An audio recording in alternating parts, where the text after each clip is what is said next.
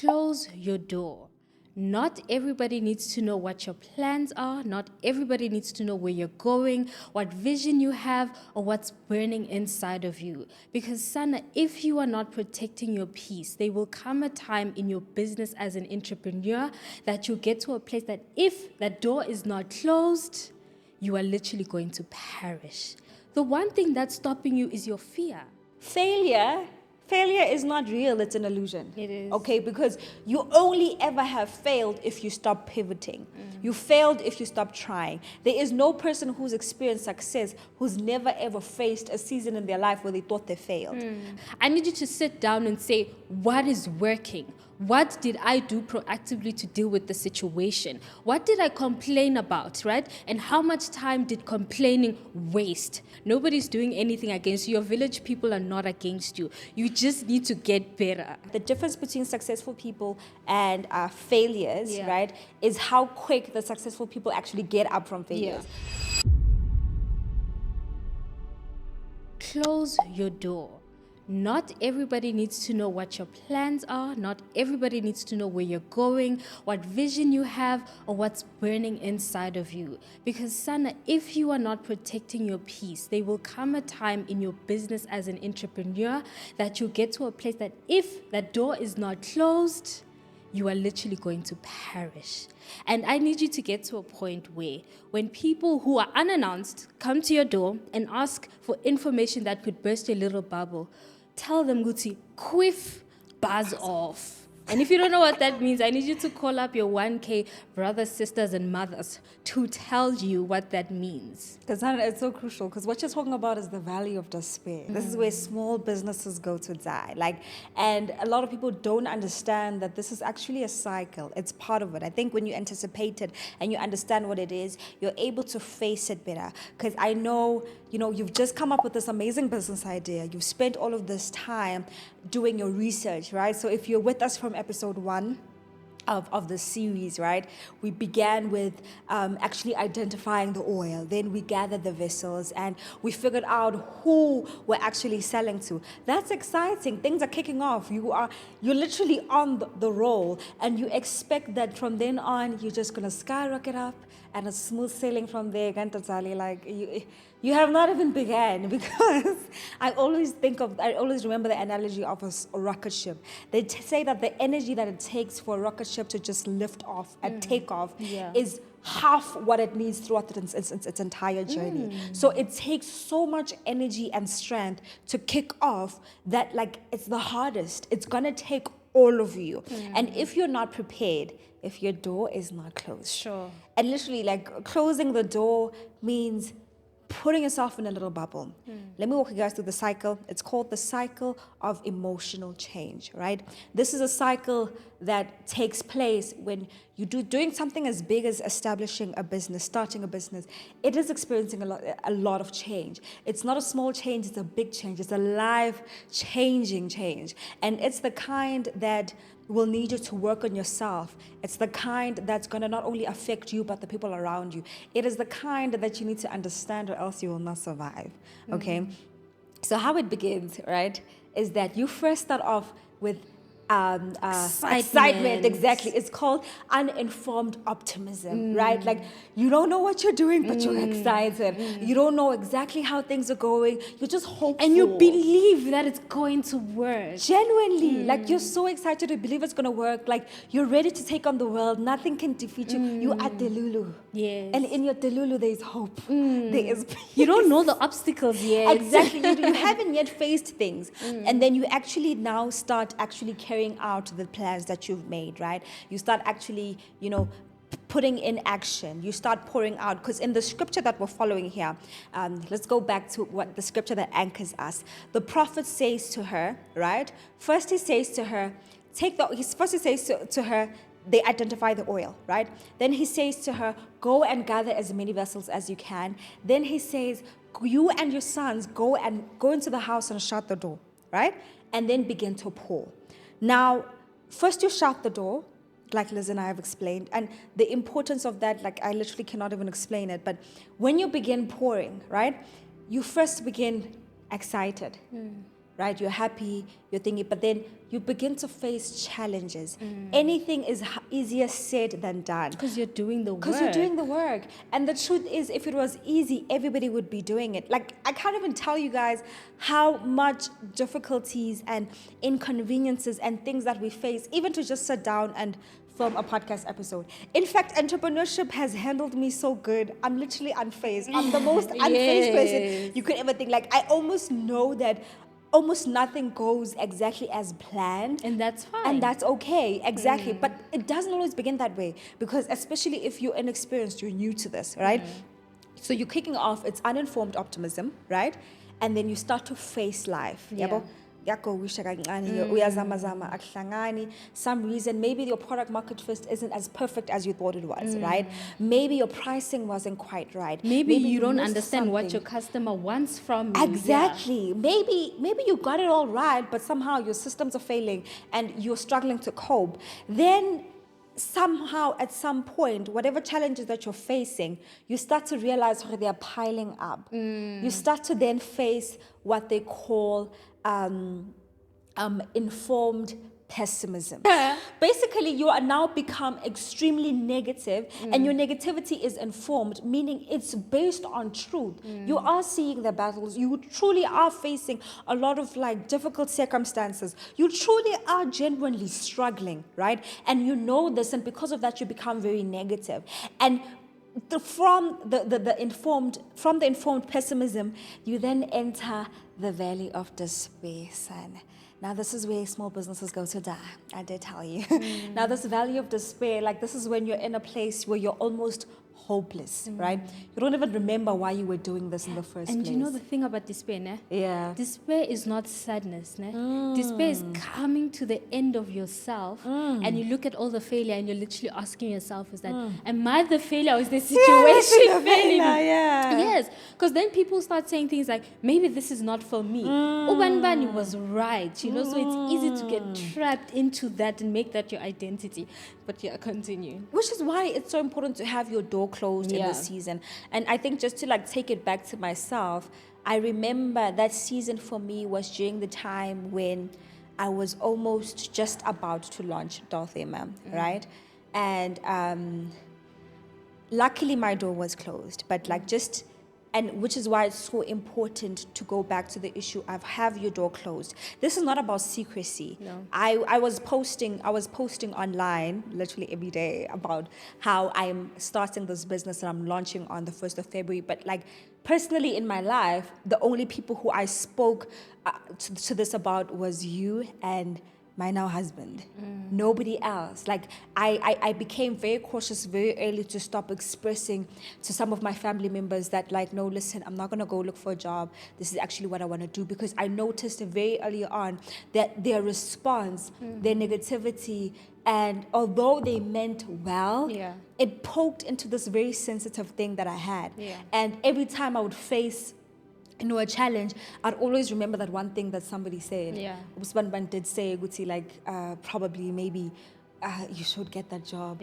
Probably, maybe, very, like, why are you doing that? You start to doubt a lot of things. Voices start to come in. And if your door is not closed and you're literally flooded with all these opinions and what everyone else is saying you should do, and in fact why this is not working, and maybe you should try this and try that, and you don't filter that. And I'm not saying you don't take back feedback, but I'm saying it's important to filter that out. You know what you're saying, right? I think it's isolation, right? And what isolation is that you choose who you are listening to and you choose who you're speaking to.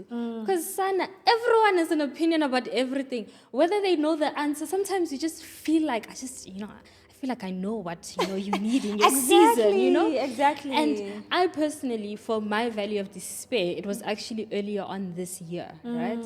So this year I committed to a lot of things, right? And when I was committing to these things, I was committing to these things from a point of, I didn't feel like I was ready to commit to them. I didn't feel like I was worth committing to them. And I felt like everybody around me would have been like, girl, you're doing too much, And so at this moment, until today, to be quite honest, only Tamia really, really knows what I'm so busy with, right? And it is crippling. It's crippling sometimes because you also start to make up and assume that this is what other people are saying, even when they're not saying that. You're fixated on the wrong thing. And son, I'm not trying to be that Christian, but meditation and prayer is what you It's need. the only, genuinely, honestly, like, it's the only way I survived. I feel like it's the only thing that gave me the audacity. And Audacity. genuinely. And just imagine this woman, you guys. The prophet told her to go pour this small anyana jar of oil that barely filled the little jar into like 1,000 of the vessels. Imagine if she announced to her family members that this was what she was planning to do. And just to Like, give you just imagine, you're literally crazy. Should we call people for you? And the worst part, right? Meaning she didn't have anything. She was poor. Imagine somebody who, for example, lives in a shack somewhere, starts knocking on people's doors. Guys, may I please have a jar? And they ask, what do you want with the job? I'm gonna fill oil. I'm gonna Which fill oil? oil. And remember, oil is a commodity. Yeah, oil is exactly. wealth back then. So people are like, We what's tap going- where you're getting enough oil to fill all of Exactly. these jars you're getting. You know, so it really is audacity, yeah, that you get outside of yourself, because sometimes you really need to be refilled in that when you're in that valley, right? For you to get out, I feel like you need a higher power. You need a reminder of what the purpose is. But yeah, Chimyam, you can continue. No, genuinely. I think, like I said again, I agree 100% what you're saying, because for me, what kept me going, what gave me audacity, what gave me strength was just remembering that, like, listen, I'm incompetent. I'm not capable of greatness, but God is, right? Even when things didn't seem to be working out, I would just do the little bit that I can and leave the rest to God. Yeah. And I survived that valley of despair, because let me tell you something about the valley of despair, right? It also is just a phase, right? It's a phase that unfortunately you cannot skip through a lot of the times. You just have to go through. It just depends on where in your phase you face it, yeah, right? Because people face it at different stages of their entrepreneurship journey. Some people experience success very early on, or some people's valleys of despair last for a long while. Some people it lasts a couple of months, some people it lasts a couple of years. But what's important is that in your valley of despair, right, you are pivoting. In your valley of despair, you're learning. In your valley of despair, you are actually building and you're anticipating exiting out. Because if you survive a valley of despair, you get to a point where you now enter informed optimism. It is excitement, it is hope, but this time it's with the knowing and understanding of the challenges you face. This time, you're not being gullible, you're not being naive, you're not being completely deluded, because you understand that actually it's not easy. You understand that you're gonna struggle. You've sort of like, you've developed thick skin. You can face things. Like, you just, no, my strong, okay. And I feel like that's kind of the point where you need to get that, like, no matter what comes your way, you understand that it's not easy, you understand that it's difficult, but you are still able to face through. And Sana, once you're at that phase, literally it's uphill from there. You've entered success and fulfillment. You see, going back to the widow, the oil was never going to flow out publicly. That just would have been ridiculous. Had she not closed the door, shut everything else out, shut everybody out, and began to pour out of faith, she probably would have never exited her valley of despair. Because I can tell you, that woman was in her valley of despair. And you're so right. And I think we need to remember that as people, we're not motivated the same way every single day, right? And the same way we saw our vision the previous day is not the same way we're going to see our vision the next day. That's where documentation in every phase is so important. At the beginning, writing down what your vision is, how it made you feel, and why you have this vision is absolutely so important. And that's because as an entrepreneur, you have to literally carry people along in this vision to buy into what it is that you want people to experience through your product, through your service, right? And once you're done, documenting these foundational pieces, because at the beginning, when you're starting your business, there's still time to figure out what type of, processes that you need in place. There's still time to figure out how you're planning on transporting your product. There's still time to figure out, okay, is tax an important thing for my business, right? And you don't have to go into extreme detail, but at least making a checklist of of the things that you need to do as a business, as a business owner, the books that you need to read as a business owner, figuring out who's your North Star as a business owner. So the documenting phase is essentially so important. And we always say, your vision does not live just when people see it and it's a reality. It first starts on paper, and then it's second when it's experienced in your life. And another thing is, remember, you're not always motivated. In those days when you feel so demotivated, you literally need to go back to that paper that you wrote that told you how you felt and told you what you stand for. Tamia and myself have had a notion for the past 3 years about this vision that nobody knows about, right? And every single time, every year actually, towards the end of the year, we sit down and say, girl, what does this mean for us? And it doesn't mean that just because you've documented it, it doesn't need to change, right? Because you need to have something that's so consistent that you can constantly refer to. Post it on your wall if you have to, but documenting is so important. Sana, like, I genuinely believe that, and what you said, that every great thing is created twice, first on paper and then in real life. Because another thing about the vision that we have in our notion, it's what keeps us grounded during the year. Whenever we stop, maybe like we stop even working on things for a while, and we're always just like, okay, no, we need to go back to the notion, right? Because when the excitement is gone, right? When the motivation is gone and you're actually facing difficulties, what is you're gonna need is a plan to follow. Because when you've been beat up by life, you don't want to think anymore. You don't want to dream anymore. And if you didn't actually draw up a plan for yourself, for you to just go, okay, let's just look at what's on the next thing and see if we can try to take that off, you literally end up not actually moving forward. And it's true, because for example, right, when we speak about the emotional cycle, right, it's not like it happens, 1 year you're in, another 1, 2 years. It can literally, in one day, you can experience all three. In 1 week, you can experience all two. Like the world, guys, when I say working on your business, right, as either self-employed or as an entrepreneur is hard. You're holding so many people's lives. You're holding your own livelihood. There's nobody who you can say at the end of the day, you would say, no, my income is coming, it's fine, like the 9 to 5 people, right?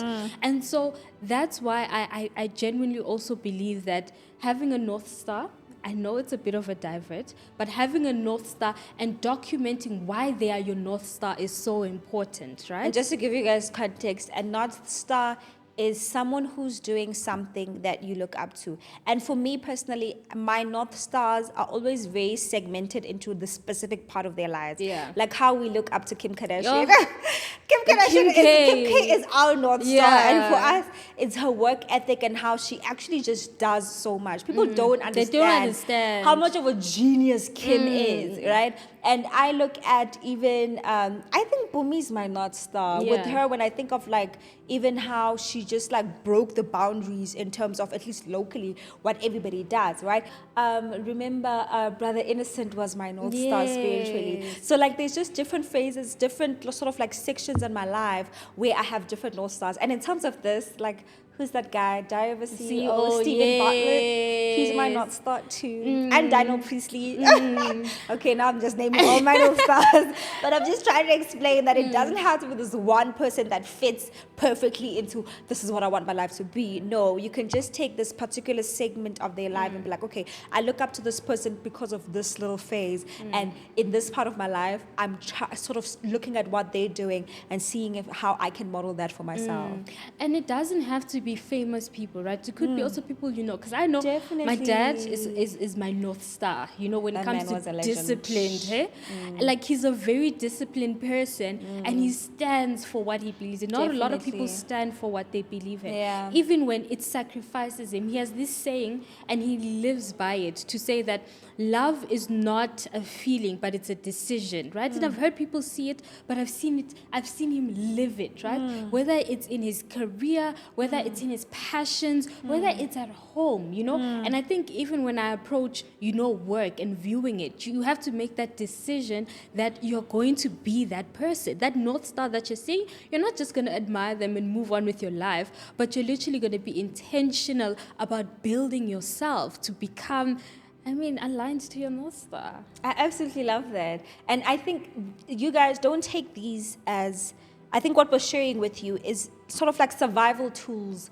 for when you're in the valley of despair, right? These are things that are easier to do before you enter the valley of despair. And maybe if you are already in the valley of despair, I think just even recognizing that what you are in is a phase, and understanding that there is a stage that comes after it. Because tell the truth here.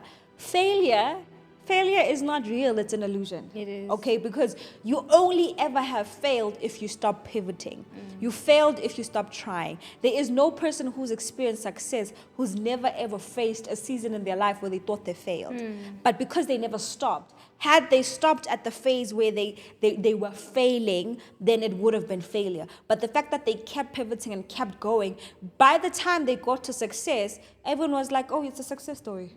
And nobody even remembers the failure. I forgot guys, I'm bad at names, right? But remember the guy who essentially said he hired a guy in his business to fail. Oh, and yes, then Stephen Bartlett, my North Star. And he said that every week there was a meeting to say, guys, how much have you failed and what have we learned from that failure, right? And when I experienced emotions of fear, right?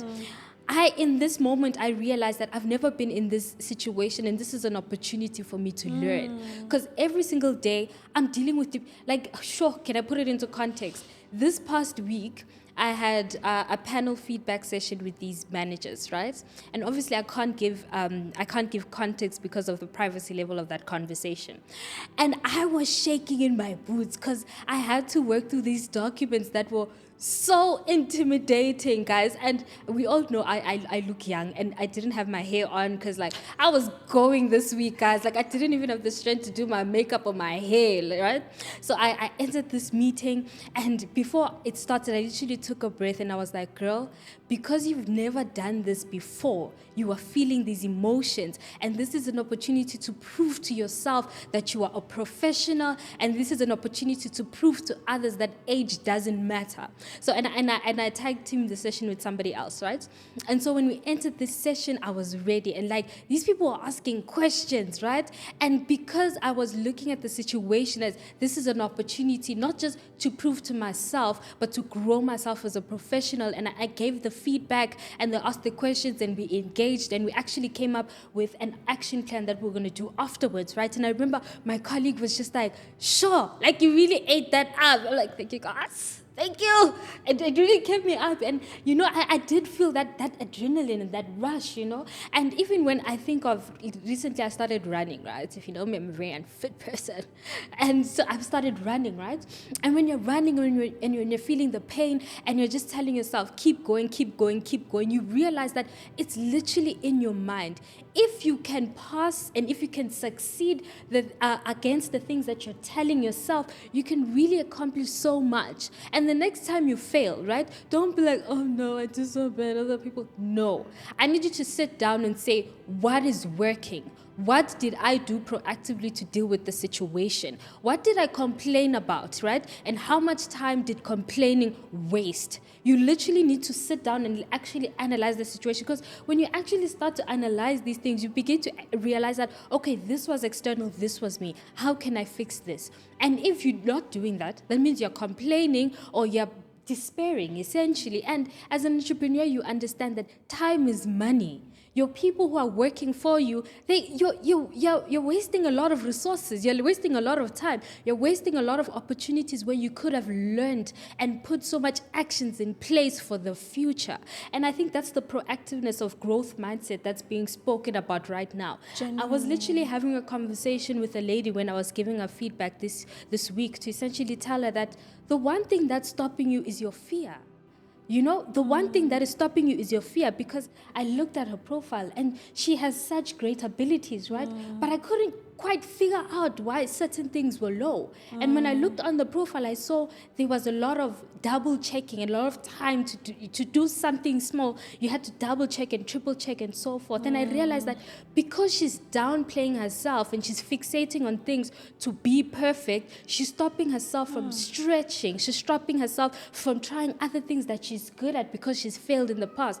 If you failed it, pivot, move on. If you failed it and you see that I can't pivot from this, but I need to get better at it, learn. If you realize that you're failing at something, You need to pivot from it. If you feel like fear is holding you back in that specific moment, you need to decide, do I pivot, do I change, or do I become better? Because everyone is facing the exact same conditions that you're facing, darling. Nobody's doing anything against you. Your village people are not against you. You just need to get better. I think I love what you're saying, because it's almost like you allow yourself, give To yourself permission and room to experience failure. And I think it even reminds me of something powerful that I heard, which is the fact that the difference between successful people and failures, right, is how quick the successful people actually get up from failures. So they both experience, in fact, successful people experience more levels of failure, except they get up quickly and they move on. Like, I cannot tell you how many L's, we call it taking an L these days. Like you try something and it doesn't work out, you take your L and you try again you tomorrow. But if you now would take something that you tried at and failed at, and you carry that and you hold on to that and you literally refuse to move on, you refuse to shake it off, get up and keep trying and pivot, then it becomes failure that lasts forever, Sana. And in that case, then your business is gonna die. And another thing, in order for your business to succeed in this space, treat it like a job. Treat it like a 9 to 5. People don't get that, actually. Exactly. Because with businesses, like, it's so easy to go with your feelings. And I don't know if I've told this story before, but like, I remember when I was still in like the development phase of Dothema, and a few, almost like the month before launch, right? I would wake up in the morning, right? When everyone in the house was getting ready to go to work. Then guys would all bath together. I remember. Pack my Man, you should wear shirts. pack my bag, dress nice. Dress nice, even shoot content of my outfit, because that's how good I'd look.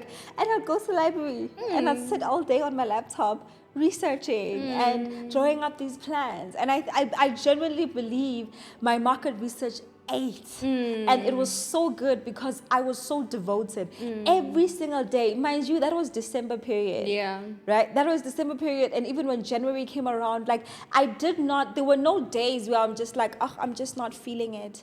Because who cares? The hardest thing, oh my God, the hardest thing about entrepreneurship that I believe is because, you know, with the 9 to 5, it's easy because you have a manager. You have someone who's going to come after you and ask, why was this not done? So it's easy to get it done. But when nobody cares, when I tell you, like with myself and my team, if I don't follow up on something, nobody gets it done. Even though I'm the one that gave the instruction. Don't lie. Say some people. A lot of the times, I have a big team. I think I have 22 people on my team. We can set up systems in one meeting, right? But if I don't come back the next week and follow up, if I don't ask certain questions, we'll see how far is it going with these things don't move. So essentially, it's almost as if like I have the space and the room to sort of like decide to do nothing and nothing happens, right? You can decide to wake up and not go open your puzzle shop at the corner. Who cares, right? Because at that phase, you're so small that like it's literally affecting like nobody. nothing. Exactly, it feels like nothing. So you are at risk of literally dying out of discouragement, and no one's gonna wake you. And if your door is not all closed, that's what it's about. See available inside. Exactly. And once you start hearing those words, now you start saying, well, like, what's the point? And at some point, like, you just quit. So if you don't treat your business like a 9 to 5, if you don't show up for it as if you have a manager, I heard this and it's so beautiful that as an entrepreneur, you sort of need to have three different characteristics, right? You have to be the entrepreneur who's the dreamer. And the problem with most of us is that like we only carry one, right? You're only the entrepreneur. All you do is dream and come up with amazing ideas, but you need the manager in you. And you need the technician in you. So the manager is the one who organizes. The manager is the one who follows up. The manager is the one who's keeping things on track. And the technician is the one that does the work. The technician shows up and ensures that the things are done, the things are moved. But if you're only technician but without a vision, then you end up just working. And at the end of the day, you have nothing. You've been working so hard, but you didn't drive anywhere. But if you only have the technician and the visionary without the manager, then there's confusion and chaos. Yeah. And a lot of the times, not much progress. Yeah. So you need to understand that. Treat your job like a 9 to 5. If you only work for yourself, then separate those parts of yourself. And what I love what you're saying, right? Yeah. Is that once you figured out those different selves, write job descriptions for them. And sign them. And sign them. The importance of documentation. And the importance of document. Sana. Because how do you know what employees you need? How do you know what type of business you're going to grow into if you're not writing it down? So if you're an editor, as an example, right? If you see that, okay, in order for me to get clients, I constantly need to be posting. You need a social media manager. If you see that I actually need to sit down and edit the various contents that are coming in, I need an editor. If I need somebody who's going to manage my different, clients and ensure that I know what my client needs. The call sheet is done. We have the scripts that need to be. I need that technical person, the runner or whatever we're gonna call them, right? So it makes sense that when it gets to a place where there's too much that needs to be done, you need to figure out of which ones, what can I delegate? Can I just give you a tip that I use, right? So how my day works, how my week is segmented, right? And this is because I still handle a lot of roles in my business, though I've delegated everything delegatable, but there's still so many hats that I need to wear. And it can get so confusing. And I advise that you do this, especially if you're in the phase where you handle everything. Separate your job descriptions, right? And separate them by the week. Yes. On Monday, you can say, I can handle other things, but my main priority is to be the editor. On Tuesday, I'm going to be the accountant. That doesn't mean you don't do anything else besides the accounting, but it means that's your main priority. You're wearing your accounting hat. Yeah. You can touch on the other things to make sure things keep moving, but you're having your accounting hat on, and you're making sure that on that day you deliver on all of the accounting deliverables. And so, all of the other roles that you play, so almost separate them. They could be 3, 4, or 5, but make sure that you are able to dedicate one day to give priority to one thing. And to be fair, that is how I structure my week as well. So there's specific, when there's specific tasks that need to be done, we know that Monday, Tuesday, we do this. Wednesday, Thursday, we do this. And Friday, you do this. And it goes back to the simple thing. It will sound boring, guys, but we need to iterate, okay? Systems. Get comfortable with your systems. Get comfortable with doing things you don't like. Get comfortable with being bored. You don't have to be excited. Getting comfortable getting bored is so important. Also get comfortable with being tired. You're an adult. It's part of hard. life. Like, bro, Easy, ma. I think that's the thing that we need to debunk very, very quickly here. You're only gonna enjoy work, and unfortunately, even entrepreneurship is work, about 30%, 20% of the time. Just know that the other 80 to 70%, my maths disappeared. Yes. You'll probably you'll just be surviving. Yeah. Right? You'll just be surviving, you'll just be working, you'll just be grinding.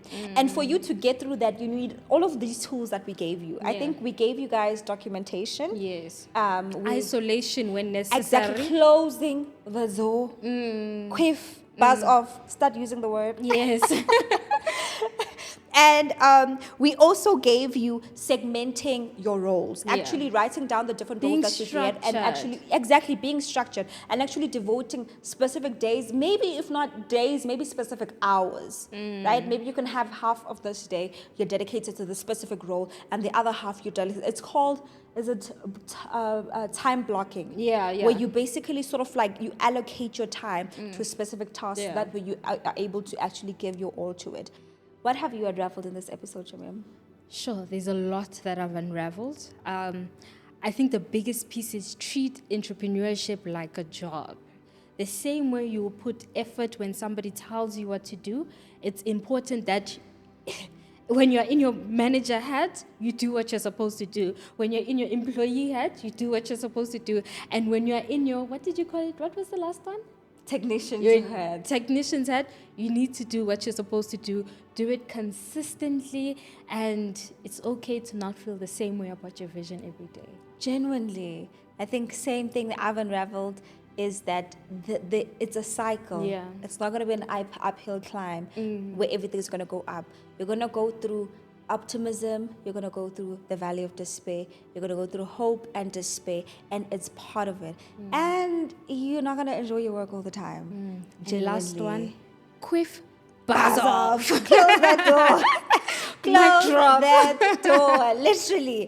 And Yeah. you guys, as you know, this is a doing podcast, not only a talking podcast. So down in the link below, we have put down practical ways. And all of the tips and models that we've spoken about, we've actually documented them out and given you a structure and activity that will allow you to come up with strategies and ways for your life, how you can practically close the door, how you can practically begin to use documentation and this role identification and time blocking to your advantage to help you not only survive your valley of despair, but get to a point where you actually begin to enter informed optimism and then success. And don't forget, write in the comments as well why you are here and what it is that you would like us to share in the upcoming episodes. Genuinely, I also want to hear at which stage in the cycle of change are you at? Are you experiencing despair? Or are you in informed optimism or uninformed optimism? I think, where are we, Chomiam, in the podcast? I think we are. I think informed optimism. We've gone through a lot. We've gone through a lot. We have been in the valley. We've been in the valley, guys. We have been in the valley, okay, for the longest time. Yeah. So we are definitely at informed optimism, which means success is here. And we see our community is growing.